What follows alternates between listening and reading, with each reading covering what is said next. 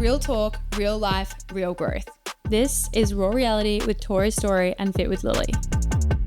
Happy Monday, everyone. We are so excited for today's episode. We've actually been holding on to it for quite some time. We thought about it a few weeks ago and we're like, we have to do this for the girls. Yeah, because SkinnyTok is back and we're here to cancel it. We're here to get it out. Yep.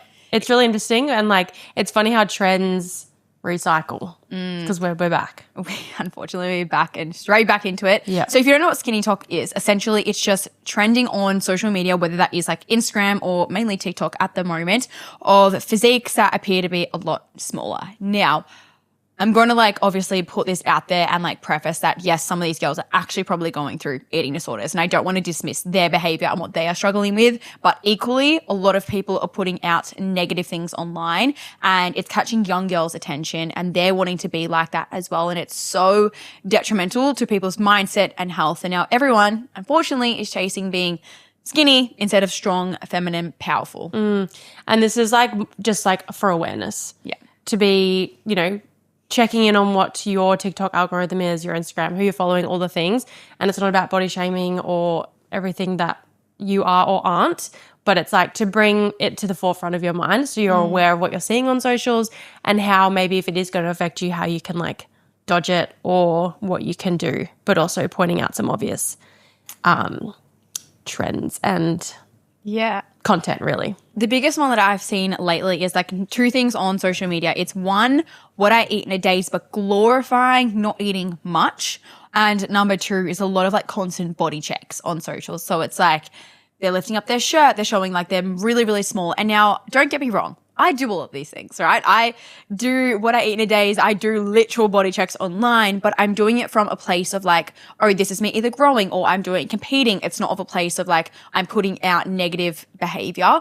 It's all for an education point because some of these girls will literally, I don't know, it's the smaller they get, the more praise they get. And they're okay, I got to keep getting smaller and smaller. And that's why they're doing it, not from the education purpose side. And it's hard because you're also in a very different realm. We're just going to pretend that I'm not in this realm right now so then I can just speak freely. Yeah, literally. So we know Lil's a bit of an exception, or anyone in bodybuilding, that is the sport. Yeah. And we do know that. Yeah. So this is more of a generalization every day. And I can think of someone that I know and follow who very much, I don't want to say too much, but they're a coach and they're very much skinny fit. And there are coaches out there for that and there's body types for that. But then it kind of gets to a point where it's not just being healthy and doing all the things, it's getting obsessive. Absolutely. And then it's affecting other people. And I am fully for you can post what you want. If you want to post what I eat in a day, you can. But it's also being mindful of, are you being true to yourself? Have you cut out maybe a few photos or videos that you did eat? Because I know when I watch them and if you see people who have glamorized eating really small amounts, I can think of someone on my head and I'm I would be starving. No. Your whole day is my breakfast. Truly, literally. I had a full bagel and it was 8:30 and I was I probably should have waited an extra 30 minutes for my oats. And I was come on, get to 9. And then I had a full overnight oats. Literally. I'm literally eating half of people's calories in 2 sittings or before 9 a.m. And I think the biggest thing here is a lot of it is, I guess, coded. You wouldn't actually realize that someone's toxic behavior, they're posting about it, but it's through a wellness thing, or I'm doing another gut cleanse. And I am for gut cleanses as long as they're done in a healthy, sustainable way. It's when someone constantly does them month in, month out, because they've slightly gone off track, oh, another gut cleanse, slightly off track, oh, another gut cleanse. And I'll just point out too, because we are about, if you're listening in real time, a week from Easter. Yes. And I get it because I did those gut cleanses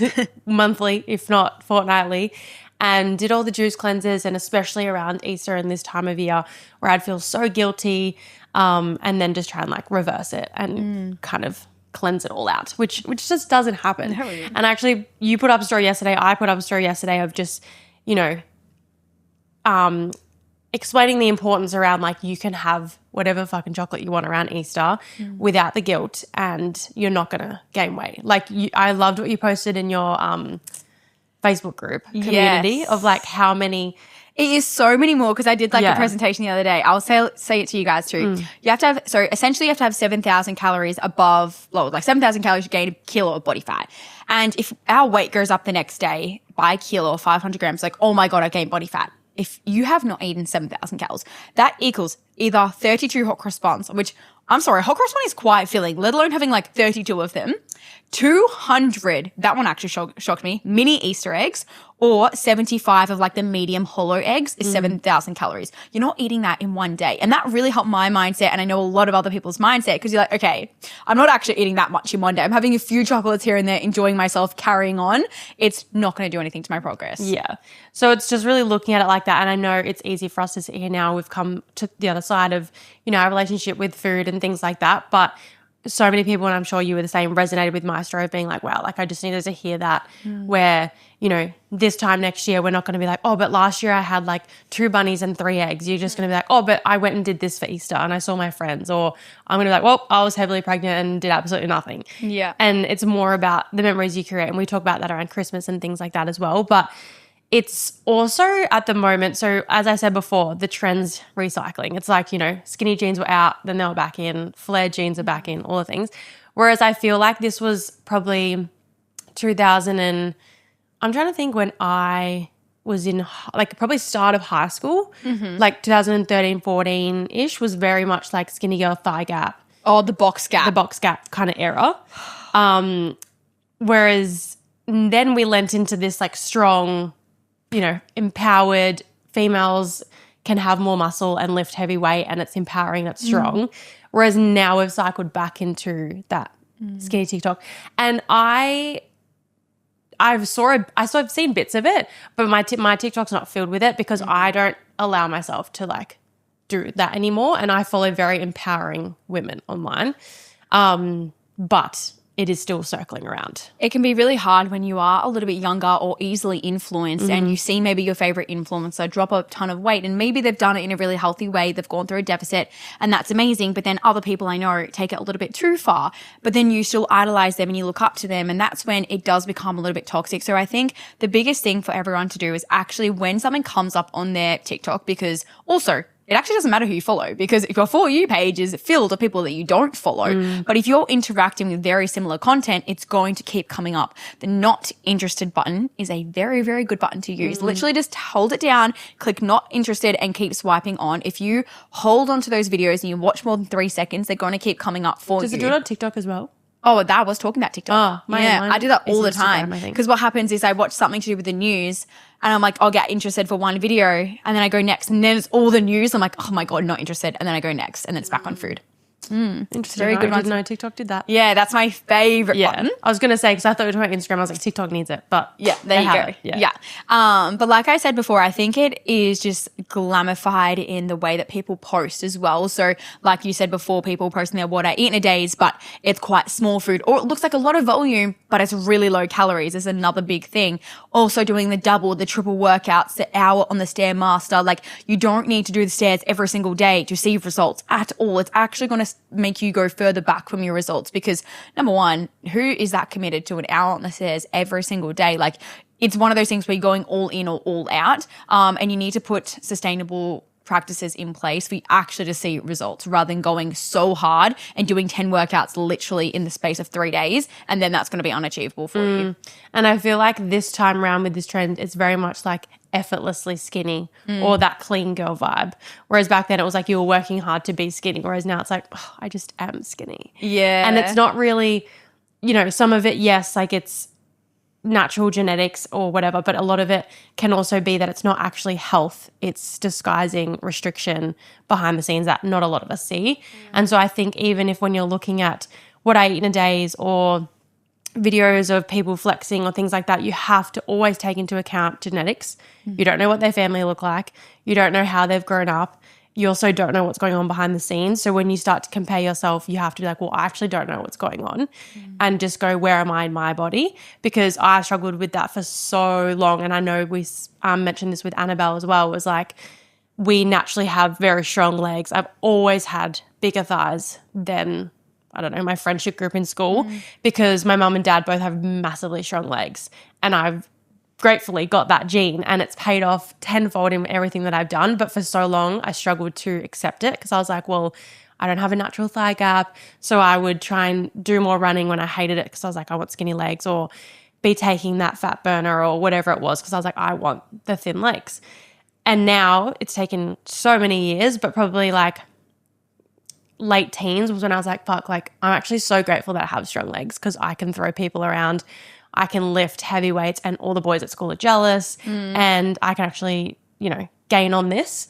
And so it is really hard, but you have to remember where your strengths and weaknesses lie and not to let your weaknesses be triggered online as well. The biggest thing that I struggle with that I know is obviously relative to me and other people probably don't see it, but like my midsection, and I'm like, I see people like, even like you're freaking, when you're not pregnant, always will have abs no matter what. Other people I follow always have abs no matter what. No matter how much I train them or what I do in like my maintenance / off season, I don't have them. And that's just the way that my body is structured. Overall, I am like a smaller person, but like I just genetically do not have abs, whereas some people do. And I think that's also come to the surface a lot lately is, I don't know why, but we have had like probably every single week I'll have it to at least 2 clients say, okay, I want abs. Can we introduce like core training? I'm like, we absolutely can, but it's not going to cause you to have abs or a smaller waist or anything like that. Because like you said, it's all to do with genetics and you have to just, I guess, in the nicest way possible, live with it. Yeah, like your genetics so is just your structure and you can't change it. Of course, you can go through a deep deficit and be at a certain point, but you can't sustain that. So you have to be confident in who you are and what you're capable of, or else you're never going to be happy. There's literally a photo of me when I was like 10 at the beach with a 6-pack. And like I was doing gymnastics then, but obviously not intense. And it like that's just how I've been built. Whereas there's a photo of me when I was like 16, I went through an unhealthy relationship with food and I got like lower body fat percentage, I would say, than like comp lean, but I didn't have any muscle and I had no abs still. So I'm like, I've definitely built them up a little bit more now, obviously through like competing, but still I'm like, yeah, okay, your girl just doesn't really have as many. Yeah. Okay, something I do quickly want to touch on because this has definitely popped up a lot and it may have popped up on my socials more because I think I'm in like that realm a little bit more. I'm not sure if it's come up on yours, but is Ozempic and peptides. These are 2 very, very popular things that people are wanting to take to see results faster because yes, you do see results faster. However, the thing that people don't actually realize is it just takes away your mass as a whole. So lean body mass. So let's just touch on Ozempic for a second. You will see people online who suddenly have a drastic change in their physique and they'll just not really touch on it, not really say anything, but it's probably because they're taking Ozempic, which essentially is like a weight loss drug. And it will take away your mass. So you're also losing like your muscle that you have built, that you have put years and years of hard work in. You're losing your muscle. That's why the scale goes down. And that's why they almost say it's like the Ozempic look because you look so small because you have no muscle left. And then the same as like almost peptides is, yes, they have some amazing benefits. However, they're not researched properly. They are still illegal. And people are going online being like, take this peptide, take this peptide. Like this one's really good for your skin. This one's really good for like, I don't know, something else. And they're illegal. Like, I don't know why people are just... I've seen it more for skin. Yeah, I'm like, I don't know why people are casually talking about this. If you're not prescribed it, why are we taking it? And it's the same as like, you don't know the long-term effects. They actually haven't had much research into them. Yes, they have for the short term, but not the long term. You don't know how it's going to affect you in the long run. So I just want to put that out there that it looks easy in some people's like eyes because someone has lost weight really quickly. So it's easier for them, but you don't know what they're taking. You don't know what they're doing. And they almost like cover it up with like, oh, I'm taking peptides. And like they say it so scientific that you sounds like you believe them and it sounds like they know what they're talking about, but it's either a ChatGPT that they're reading off or they've read another comment and so they're just like regurgitating what they've actually said or like what they've heard, but they have no idea what it actually does. So please don't go ahead and try of all of these things because it's actually used for like weight loss management and diabetes and not for you just to lose some weight to feel better in yourself. Because if you're doing that, that is not sustainable for the long term at all. And that's just going to ruin your mindset and honestly body for the long term. And you just have to think with these things, like I'll relate, you know, I'm just going to use Ozempic in terms of relation to like Accutane for me. I was not willing to do that quote unquote quick fix because I wanted the long-term results of actually healing my health so I can fall pregnant and have kids in a family and heal my skin once and for all. Excuse me. So that is something that is really important as well. It's like, okay, do I want the quick fix or am I willing to put in the work and actually see long-term results?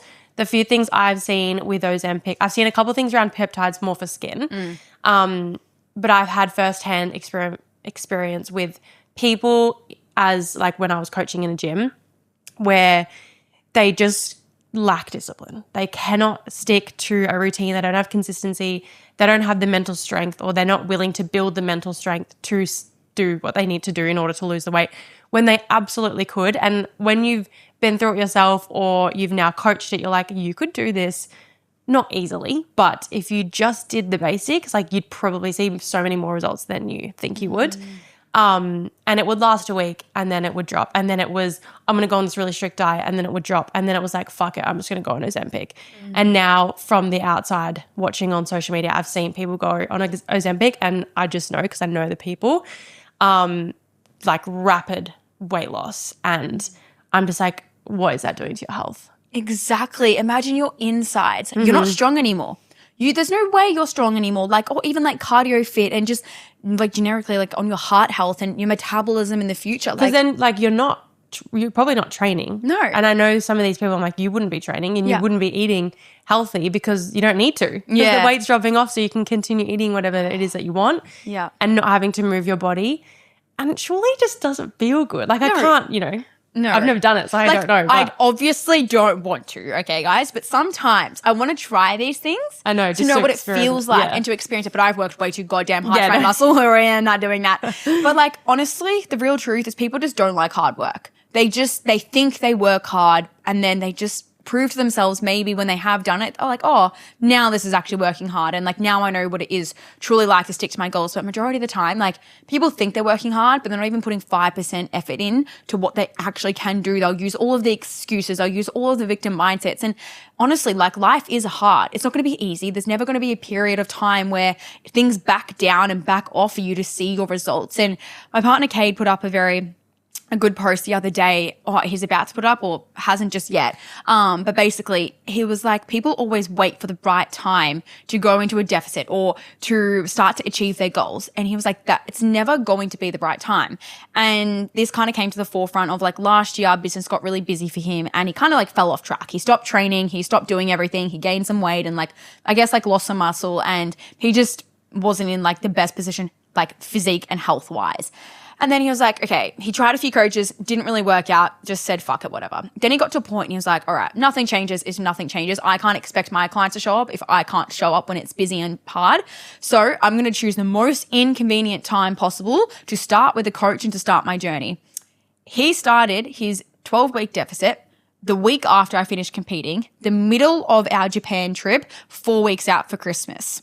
It's just like on paper, everyone say, I'll wait till after that, I'll wait till after that. But the reason it's been so successful this time is because he was like, okay, I just need to actually create the change. No one's going to do it for me. It's never going to be easy. So let's do it now and let's go all in. And now he's seen like 11, 12 kilo weight loss over multiple trips, holidays, like all of the things, right? So it's never going to be easy, but we just constantly keep making up these excuses and we're waiting to the right time.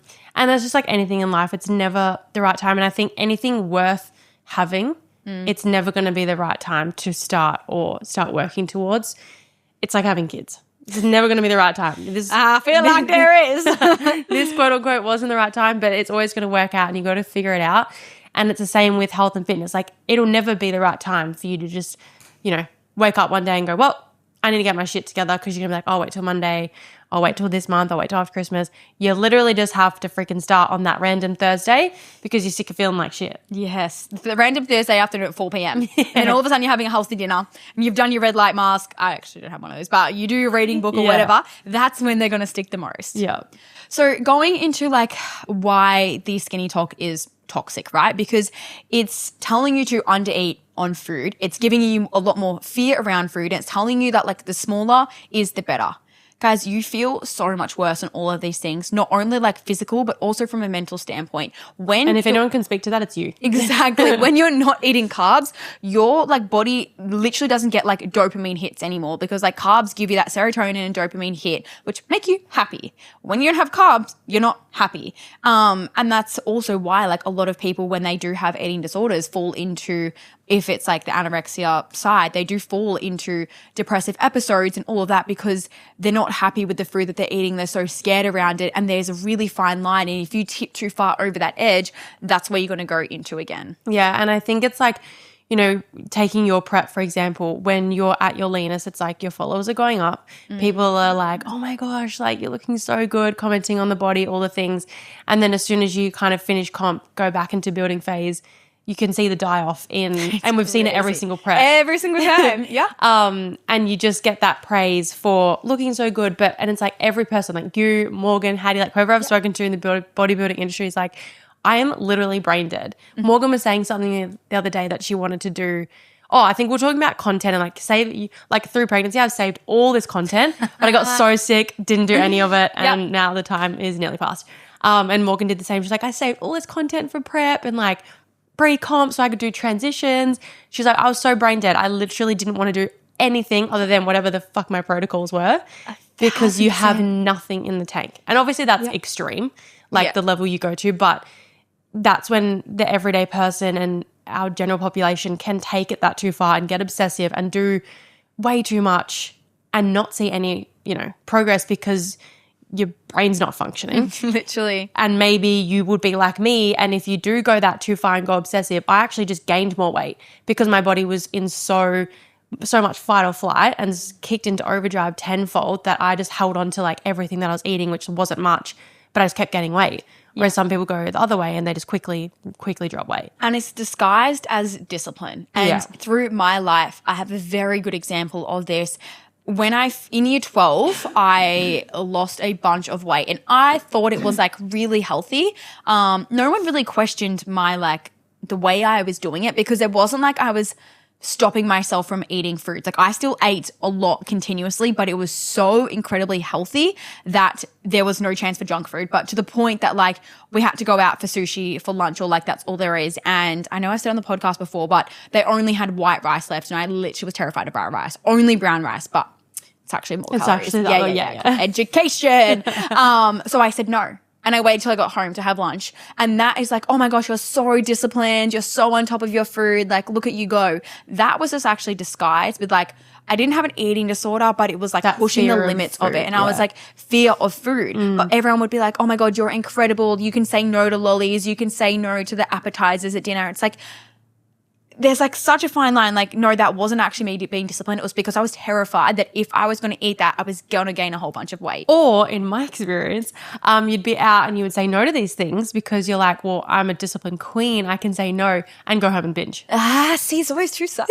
Yeah, that was me. Yeah. And it just like, you got to just be so confident in what you are doing and not let the people around you affect your behaviors. Because a lot of the time when we go out to Yochi, for example, 9 times out of 10, like one of us might not get it, right? But like the others will, or maybe only 2 people want it and 3 people don't. And I think that's such a blessing in our friendship group that we don't let other people's behaviors dictate ours. And it's maybe because they had it the night before, or maybe they're trying to eat better this week, or I don't know, maybe they just don't feel like it. But don't let what they're saying change what you actually want. And it's the same when you go out for dinner, because I used to be like this, and everyone else like, I was like, okay, cool, I'm gonna get a pizza tonight, I'm so excited, and everyone got a salad, and I was like, oh, I don't want to be the fat girl with the freaking pizza in front of me, right? Like it just didn't feel like, and then I'd get the salad and then I wouldn't want the salad and then I'd go home and eat food. Like it's just a repetitive cycle. So you just have to not let other people impact your behaviors. And if you want the pizza, order the pizza with the side of fries. Yeah, exactly.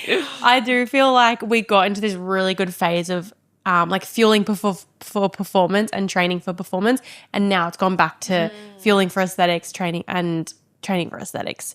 And it's doing that hour of Stairmaster a day when you really don't want to, and you probably could just go for a nice walk by the beach and have way more enjoyment. Therefore, your oxytocin is higher and you're happier and your hormones kick in a much different way. And it's just like, it is that really big shift. And again, I would say I haven't seen too much because I have seen it, but not too much because everyone that I follow, I feel like is fueling as much as like they can for whatever performance it is that they're doing. Or I kind of just tend to scroll past when I know maybe it'll trigger something in me, or I think at the moment I'm in a very different position being pregnant and I'm just trying to survive really. But I can absolutely see how it would potentially trigger me not being pregnant and maybe postpartum, like who actually knows. But it definitely is concerning when we got to such a good place. And now I feel like it's It's backtracking. People don't realize as well that when you're training for a marathon or you're training for high rocks or these like crazy events, you actually need a lot of fuel. And that doesn't mean that necessarily your body is going to look the best, because the most athletic people in the world don't necessarily have like the best bodies. And I have a really good example of this. Not all of them, some of them, AFL players. Not all of them, or not many of them, have really good bodies. Honestly, like a lot of them are like, don't really have abs or don't really have this, but they are incredibly strong. They can run like half a marathon every single game. They can do all the things and be so alert for 2 hours, but they don't visually look the best, right? Because they're fueling for performance. Now, that's obviously a very broad kind of conversation, but then you go to other areas and it's like a marathon training. They don't have these crazy glutes or anything like that because they're fueling and training for their discipline, for them trying to get better, right? Even like Ironmans and things like that. Like you don't see, now there's obviously people with genetics and everyone's body responds differently, but I know I have a few clients who are like, oh, why don't I look like that? Like a girl that I'm training with at High Rock, she looks incredible while we're eating the same thing. Like maybe I should eat less to like look better for the competition. I'm like, no girl, we're focusing on performance, not how you look for one particular photo while you're racing, right? Don't get it twisted that like always just because you're trying to like, I don't know, you're a better runner or you're training more than usual or you're doing things like high rocks, but visually you're going to like be this strong, crazy person, like, or like skinny, I guess. Mm-hmm. It's not the case. Like you have to fuel for performance and empowerment. And like you said, every single body is different. Like you and I could go into the same race and eat the same thing for a month and come out looking completely different. But not only looking physically in our appearance, brain function, our health, like gut health could be completely different because, you know, I don't respond as well used to like to gluten and dairy, whereas you're pretty fine with it. Or I actually said this to a client the other day because I was like talking about you and your journey.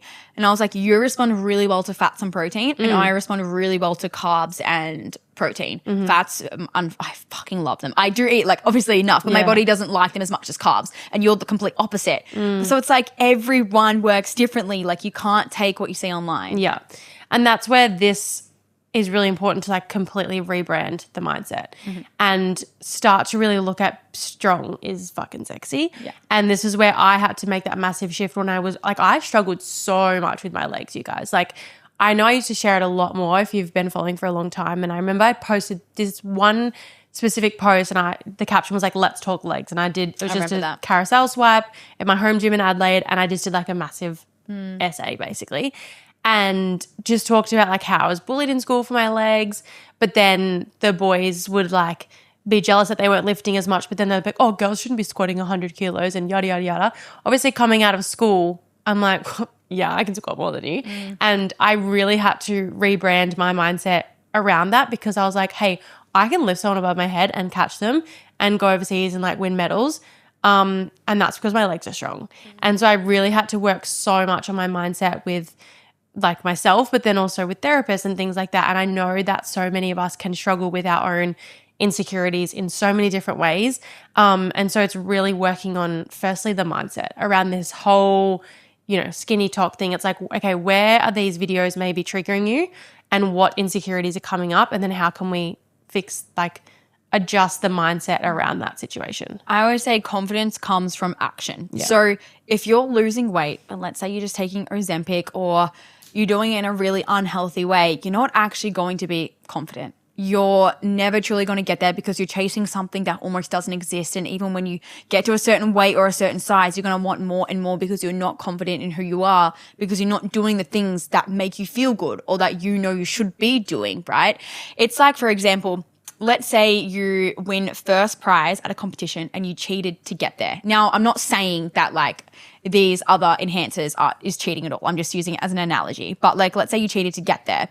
You don't feel as good because you know you didn't put in the work. You know you didn't do anything that you probably should have done. You're like, oh, thanks. Like, woo, that's pretty good. If you worked really hard, you did everything you possibly could and you ticked all of the boxes, that first place medal means more than anything. Not because of the prize itself, but because you know that you stuck to your word. And that really comes to, I don't know, fruition in every other area of your life. When you put in the work, that is truly where confidence is built.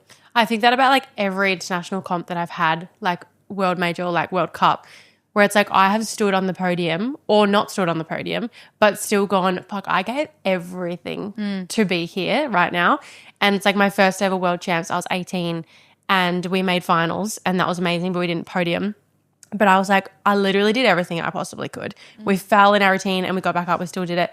And then at the World Cup, both of them, I had such a rough or like fast journey to get there and still came out with silver medal. It's like I've put everything in. And it's like when you get to that comp or when you get to the wedding or whatever it is, like you just want to get there knowing like you've put in your all to yourself. And this is what we spoke about ages ago in terms of like using that word devotion. Like you've devoted your time, your energy and your effort to yourself to be that 1% better or 20, 35, 100% better, whatever it is.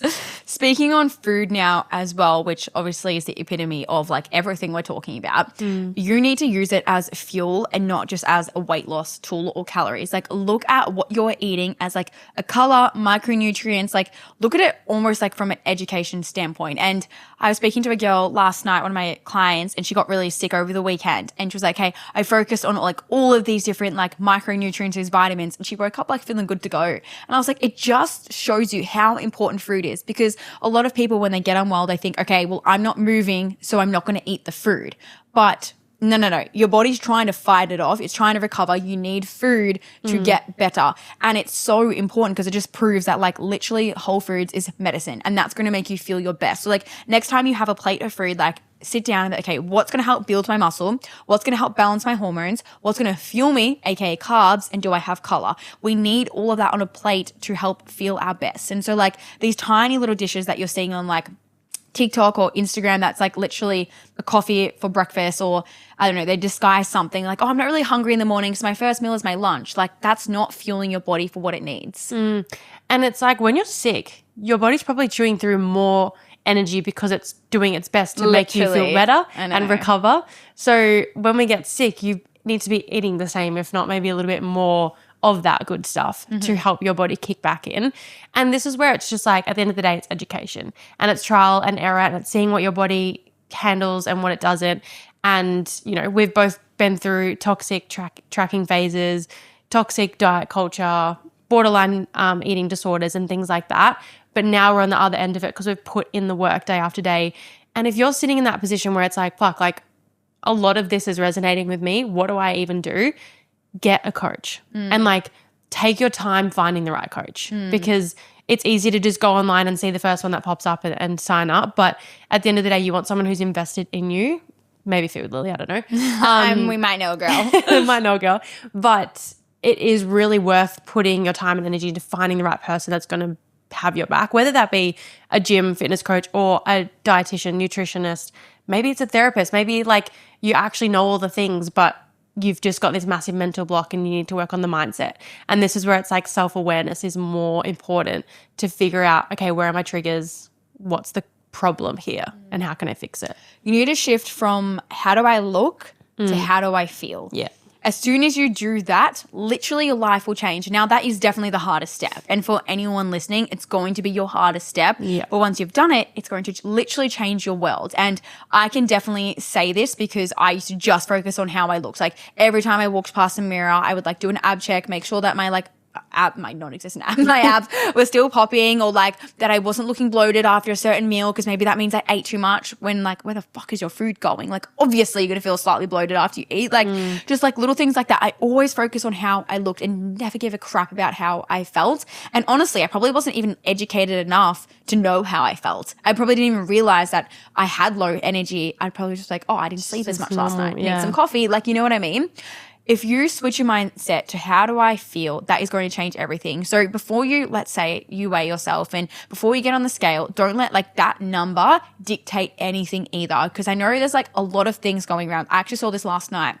And it was like people post, there's threads, and I'm so happy I'm not on this side of TikTok, but well, obviously I'm on some side if it came up, but they post their weight and their height, and they're like, oh, this is what I look like at this weight and height. And I think they're trying to be positive, some of them, because it's like, oh, I can look like this if I'm X kilo and X height, and then someone else is like, well, I can look so different at X kilo and X height. But then if you're looking at that and you're like, oh, well, I want to weigh, like I weigh that and I'm that tall, but I don't look like that and I want to, that's where it can become like really, really negative. So just like your reminder that it doesn't matter what you weigh or like how tall you are, everyone is going to look so different. And that's why it's always like, don't worry about how you look, just worry about how you feel. And it's like, your body is going to change so much, especially as females. Like I would say boys very much more so have a very steady kind of body image, you know, kind of weight, whatever. But as females, we go through so many different changes, and it's like I don't have a time where I was the same look for more than 6 months. like I'm so serious about it because you just ebb and flow so much. And now I'm freaking 6 months pregnant, and I'm like, well, in another 6 months, who knows what I'm going to look like? And then 6 months after that, probably pregnant again. Like it's going to be so different. And then your period phases. Anyway, it's hard to accept when you see people online. And I can think of one person in my head who I feel like is probably the only person. And look, I don't actually, no, that's a lie. I feel like everyone I look at online, they always look the same because you're never analyzing their bodies the way that you analyze your own. But there's one particular person who's very steady for like a very long time, and they've just nailed what works for them, and that's perfect. I want to play this for you because Erin Louise posted it. I'm not sure, not too long ago, but it was referenced to SkinnyTok as well. The girlies that are defining their worth based off of a number on the scale, I want you to stop right now. Stop what you're doing. Stop doing that and stop what you're doing. How much do you think I weigh? It's a video of her in the mirror. How much do you think I weigh? Wearing bikinis. Works it out in your head? 79 kilos. I weigh 79 kilos of pure muscle.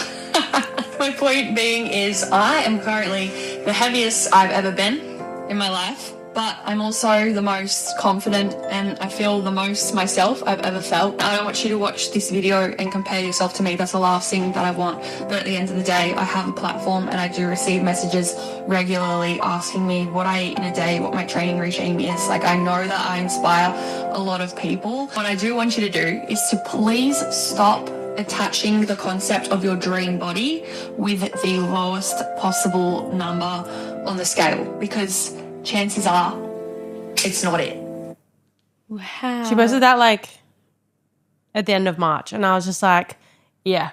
That was so good. And that was what I was talking about is what I literally said about TikTok. It can either be used in a positive way or negative way. And I think by Erin saying that, it's like, wow, like girls can weigh heavier and look incredible. Like, don't define your worth just based on the scale. And you can chase a number constantly and never be happy with yourself, or it just like is such a toxic mindset to be in. And like people would watch that, and every single person that watched it would have had a different number of what she weighed in their head.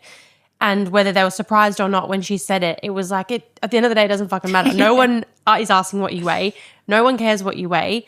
And like, I've known her for so many years now. I'm like, she looks insane. I wouldn't even know it's the heaviest she's ever been. I thought she just looked the same. Yeah. And that's the thing. Your closest friends, you don't even know if they've gained a kilo, lost a kilo. You freak out in your own mind. You're like, oh my God, I've gone up like 500, 800, a kilo overnight, whatever it be. And you're like, I don't feel confident in myself. I like hate how I look. I'm like, you literally look the same. No one's going to notice at all but you. So just remind yourself of that the next time you're out in public and you're like maybe putting a jumper on because you don't want people to see what you look like because maybe the scale's gone up overnight, or you're not in a position where maybe the scale has just gone up in general and you're like, okay, I'm not feeling confident right now. Remember, no one knows what you look like. They don't care what you look like. Just focus on getting and feeling better yourself.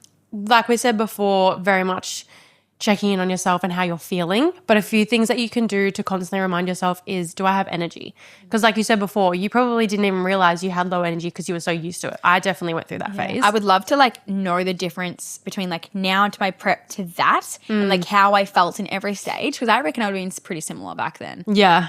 And even like, am I recovering well enough? Like, are you doing a workout and then you're sore for 3 days? Because if you are, you shouldn't be. You're obviously not eating enough to fuel your body to recover faster.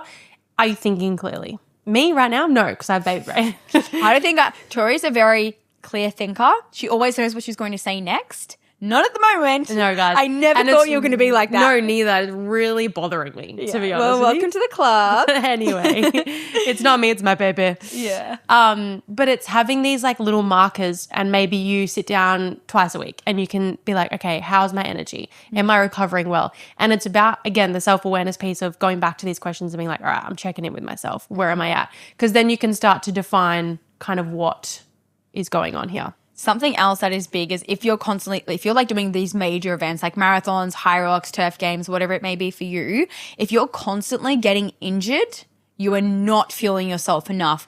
Lack of nutrition equals injury. Like hands down, that's a big factor. So just keep that in mind the next time you're like, oh my gosh, I feel like I'm always injured. Are you eating enough? I have firsthand experience because growing up, always injured. Really? Especially when I got to like the highest level of sport back before last year. It was always something, always a niggling injury, and it was just always so annoying because I was going through that phase of like, I want to be as skinny as I can, but obviously as strong as I can. Whereas went to last year, 26, returned after 6 years. Of course, there was going to be a few niggles there here and there because I haven't thrown someone in 6 years. But like the best year without injury. Like I had that little shoulder thing kind of the whole way through, which I did have growing up.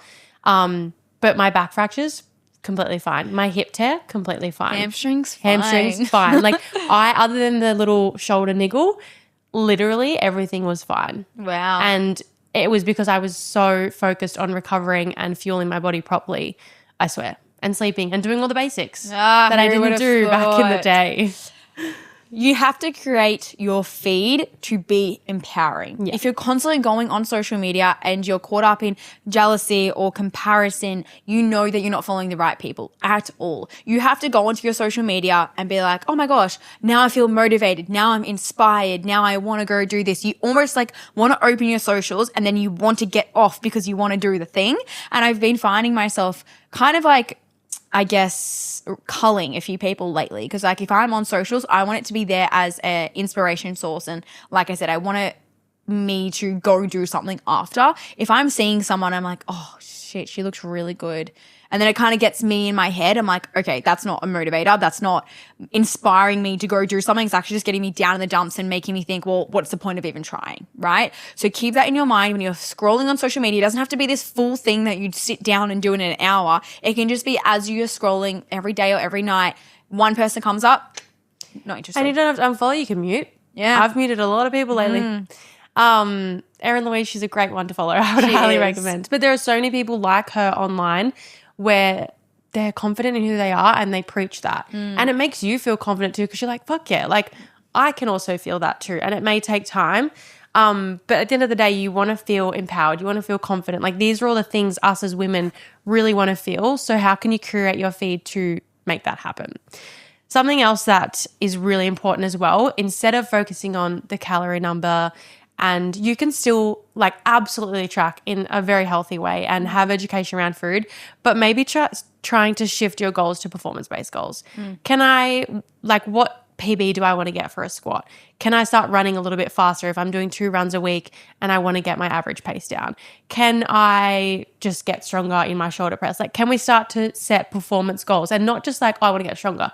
Like pick 3 exercises for the next 3 months. So squat, a shoulder press, and a lunge, an RDL. And how Who can wants to fucking PB a lunch? That's disgusting. I was just thinking like, what do I hate? Lunges. And like pick those goals for 3 months and watch your focus shift as well so that you can really shift your energy on not focusing on the calories and what you're burning and not what your watch says. But it's like, okay, last week I did 12.5. Can I do 15 this week? Even if it's for the last 3 reps or whatever it may be. And this is where like, it's not going to happen overnight, but this is where these little mindset shifts are going to come in to rebrand that mindset. That's the biggest thing I focus on in an off season because my ultimate goal is to build muscle and get stronger. It's not to be as small and shredded as possible. And that's where people struggle a lot is just generically for everyone coming out of a deficit or coming out of being so caught in skinny talk or being the smallest they can. They're like, well, what do I focus on now? Like, I don't want to focus on gaining weight because it's terrifying. And I so get it. You have to focus on like, okay, I'm training legs, say my ultimate goal is to build glutes. How can I fuel my session to have the best best possible session. And like, for example, like to lift 80 kilos on an RDL, okay, I need to have carbs and like some protein or fats or whatever before whatever. I'm literally a coach. You know, some carbs. You're like, I actually know exactly what you need to Okay, have. I can tell you. You need carbs and fats before you train, and making sure that the carbs are going to give you energy and the fats are going to help sustain your energy as well. So, cool. How many am I having? I like to have like 50 grams of carbs if I'm like training like 10 a.m. before I train, or if it's That's like- earlier, 25. Even if like I was training like a shorter upper session, I'm like, yeah, I could just have a quick hit of carbs. Yeah. If I'm doing a leg session, I need some fats. Exactly. Because halfway through, I'm going to get hungry. Exactly. Yep. And that's why you have to have the education behind it. So it's like, okay, look at these things and then cool, trading, done. After, how do I refuel my body to help my recovery,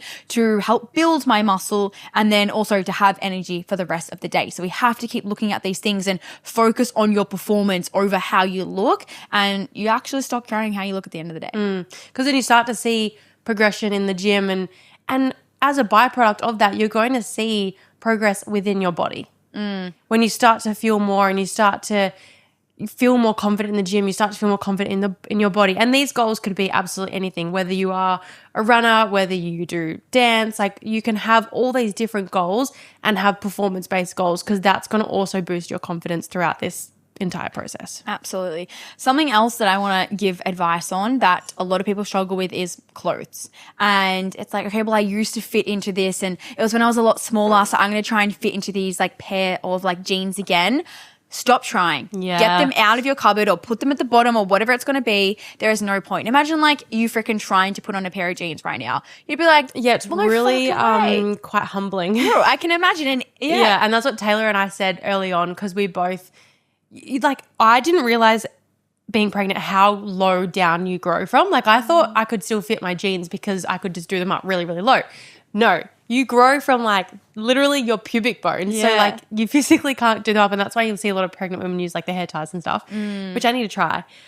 So why would you want to wear jeans while you're pregnant? No, It'd yeah. be so uncomfortable. I'm like, get me in trackies, Yeah.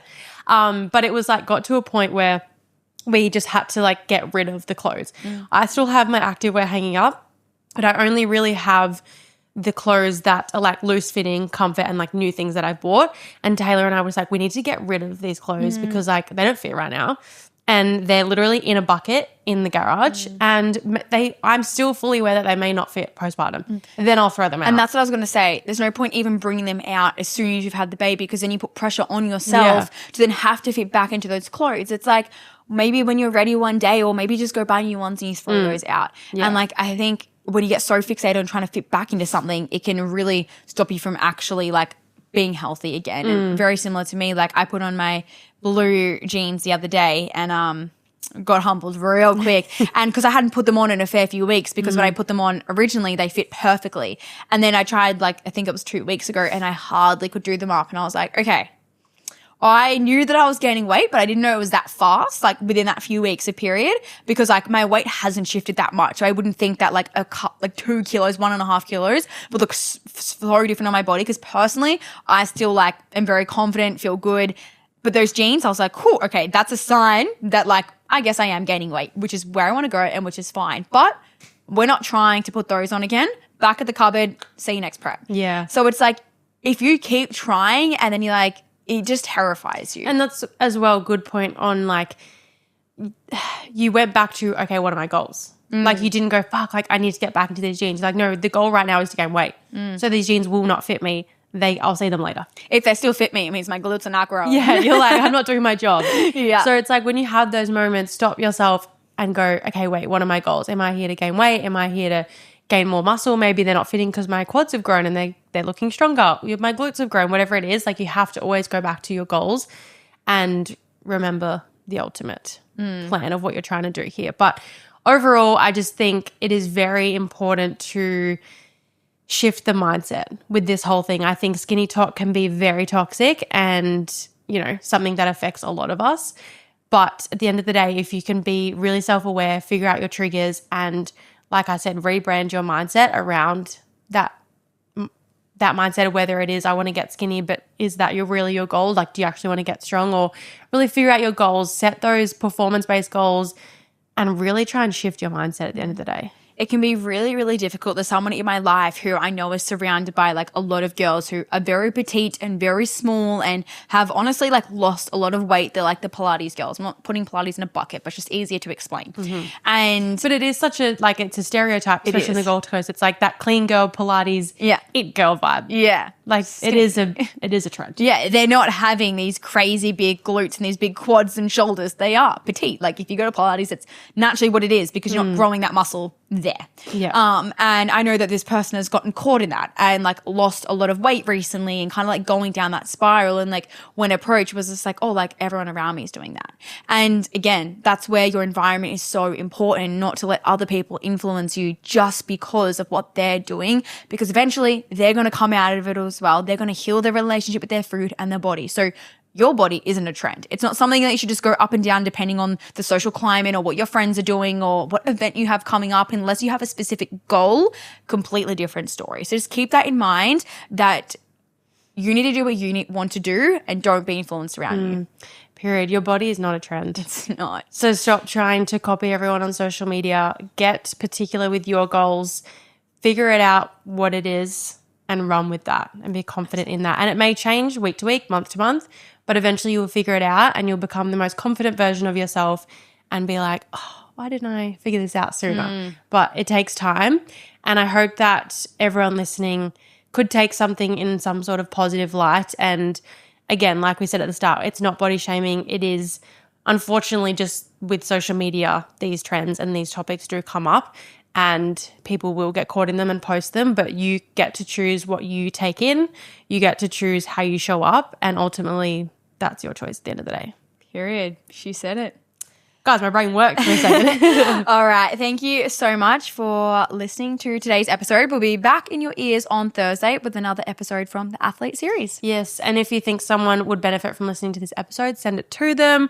And if you could like rate us or subscribe to us on Spotify, it takes like 2 seconds and it means the world to us to grow and bring you more episodes and really cool guests. But thank you guys for listening and we'll see you next week.